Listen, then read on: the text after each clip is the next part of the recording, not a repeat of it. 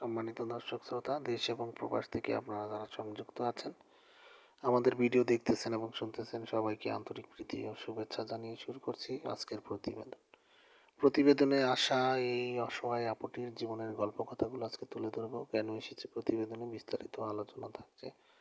তো আপুটি দেখতে খুবই চমৎকার। ওনার গায়ের রং শ্যামলা, উচ্চতা 5 ফুট 2 ইঞ্চি, লম্বা, স্বাস্থ্য মিডিয়াম।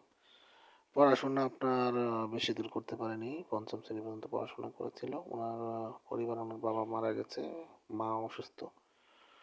মাকে নিয়ে নিজেদের বাড়িতে থাকে। উনি বর্তমানে একটি বাসা বাড়ির আয়ার কাজে নিয়োজিত আছে, 2টা বাচ্চার দেখাশোনা করে। তো ওইখান থেকে যতটুকু স্যালারি পায় সেটা দিয়ে কোনো মতে নিজে এবং মাকে নিয়ে খরচটা চালায়। তো এমত অবস্থায় ওনার বিয়ের বয়স হয়ে গেছে, বর্তমান বয়স আসলে 19+।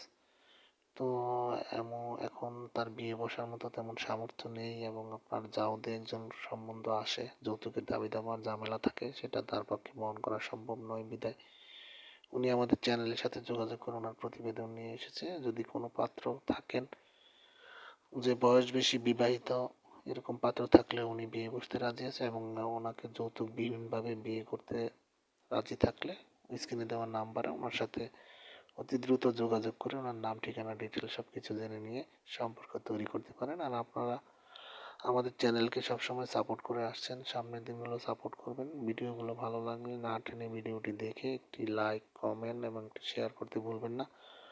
পাশে থাকবেন সেই প্রত্যাশায় আজকের মতো এখানে বিদায় নিচ্ছি। ভালো থাকুন, সুস্থ থাকুন, স্বপ্নভূমি চ্যানেলের সাথে থাকুন। আসসালামু আলাইকুম।